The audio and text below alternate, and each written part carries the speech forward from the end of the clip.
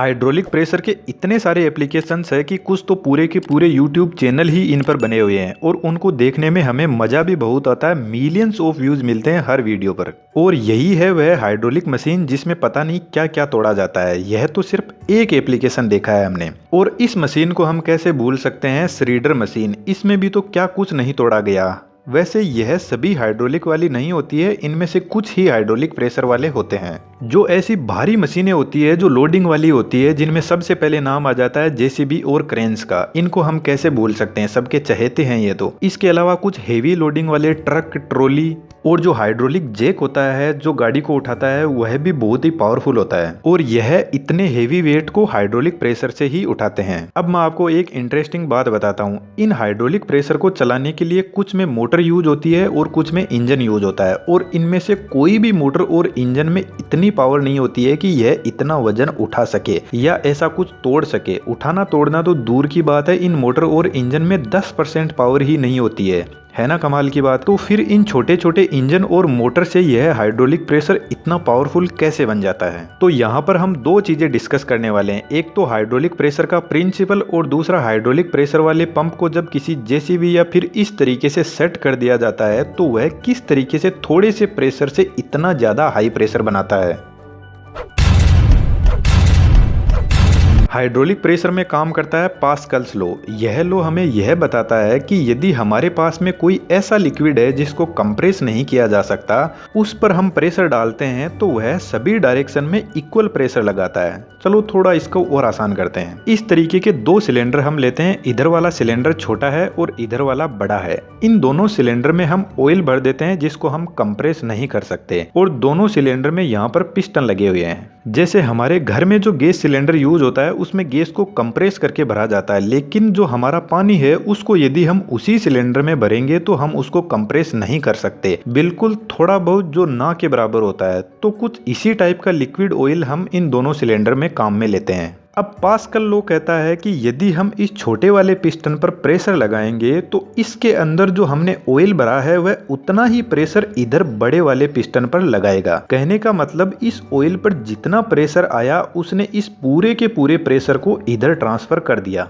देखो यहाँ पर आगे थोड़ी एकदम सिंपल सी कैलकुलेशन यूज हुई है। यदि आपने कभी पढ़ाई नहीं भी की है तो आप उसको आसानी से समझ जाओगे, पर कंटिन्यू देखते रहना। प्रेशर का एक फॉर्मूला होता है फोर्स अपॉन एरिया। इस फॉर्मूले को हम थोड़ा आसान करते हैं। यह जो इधर छोटे वाला सिलेंडर है इस पर हम कुछ ना कुछ फोर्स लगाते हैं। मान लेते हैं हम फोर्स लगाते हैं 10 न्यूटन का। न्यूटन फोर्स की यूनिट होती है। चलो थोड़ा और सिंपल करते हैं इसको। 10 न्यूटन को छोड़ो, आप तो यह मान लो कि यह 10 किलो का वजन हम इधर इस पिस्टन पर रख देते हैं। तो इधर छोटे वाले पिस्टन पर अब 10 किलो वजन जितना फोर्स लग रहा है। अब जब 10 केजी का वजन इस छोटे वाले पिस्टन पर लग रहा है तो इस पिस्टन का कुछ ना कुछ एरिया भी होगा। और मान लेते हैं यह छोटा सिलेंडर है तो इसमें छोटा पिस्टन है और छोटा पिस्टन का एरिया 2 मीटर स्क्वायर है। अब यदि हम इस फॉर्मूले से प्रेशर निकालेंगे तो हमने फोर्स 10 केजी वजन जितना लिया है और एरिया 2 मीटर स्क्वायर। तो फॉर्मूले में वैल्यू रख देते हैं और इससे काट पीट कर सोल्व करते हैं तो हमको प्रेशर मिल जाएगा 5 न्यूटन पर मीटर स्क्वायर। है ना एकदम आसान।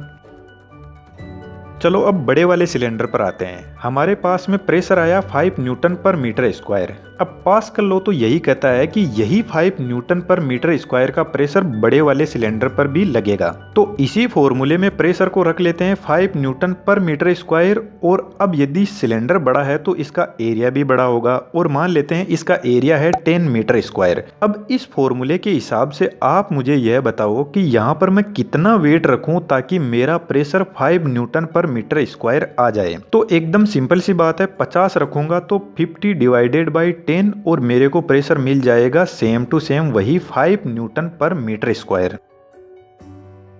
तो फिर यह तो गजब हो गया। मैंने तो इधर सिर्फ फोर्स लगाया था 10 केजी का और इस बड़े वाले सिलेंडर में मुझे फोर्स मिल रहा है 50 केजी उठाने का। यानी मेरे हाइड्रोलिक प्रेशर ने 10 किलो वजन से 50 किलो वजन उठा लिया। मैंने सिर्फ क्या किया, सिर्फ एरिया को बढ़ाया और मेरे हाइड्रोलिक प्रेशर की वजन उठाने की कैपेसिटी बढ़ गई। अब इस चीज की कोई भी लिमिट नहीं है। आप इस बड़े वाले सिलेंडर को कितना भी बड़ा कर सकते हो और जितना हम एरिया बढ़ाते जाएंगे उतना ही हमारे हाइड्रोलिक प्रेशर की वजन उठाने की कैपेसिटी कैपेसिटी बढ़ती जाएगी। लेकिन जितनी हमारे पास में हाइड्रोलिक प्रेशर को सेट करने की जगह है उसी के हिसाब से बड़े वाले सिलेंडर के एरिया को बढ़ाया जाता है। यहाँ पर एक ध्यान देने वाली बात है कि जब छोटे वाले सिलेंडर में पिस्टन काफी नीचे तक आ जाता है तब बड़ा वाला सिलेंडर थोड़ा सा हिलता है, क्योंकि बड़े वाले सिलेंडर का एरिया बड़ा है और छोटे वाले सिलेंडर का एरिया कम है।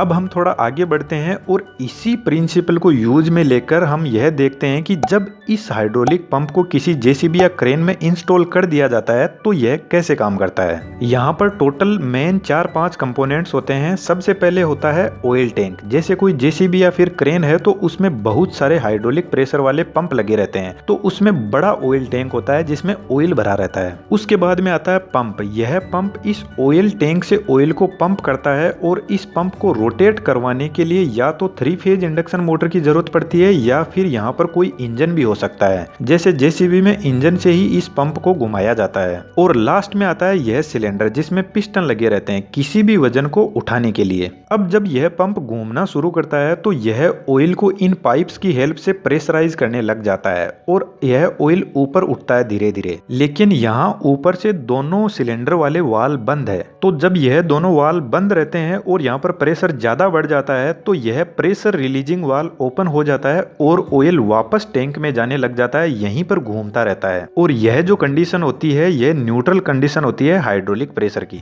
लेकिन जैसे ही मैं इस लीवर को घुमाता हूं तो लीवर अप हो जाता है और मेरा ए वाल्व और बी दोनों अब ओपन हो जाते हैं और नीचे की तरफ यह जो PRV वाल्व है यह बंद हो जाता है। तो यहाँ पर पंप घूम रहा है और अब यह ऑयल ऊपर जाने लग जाएगा और वाल्व ए से ऑयल जाता है धीरे धीरे सिलेंडर के अंदर और सिलेंडर में जो पिस्टन है उन पर फोर्स लगाता है और इस पिस्टन पर यदि कोई भी वजन है तो उसको धीरे धीरे यह उठाने लग जाता है। अब जब ऑयल प्रेशर से आता है तो वह जो पंप के अंदर ऑयल है उस पर भी प्रेशर लगता है और ऑयल वापस इधर से बाहर निकलता है इस सिलेंडर से और इस वाल्व बी से होते हुए घूमते घूमते टैंक में वापस चला जाता है। तो इस तरीके से सिलेंडर वाले पिस्टन पर यदि कोई भी फोर्स या वेट रखा हुआ है तो उसको वह उठा लेगा।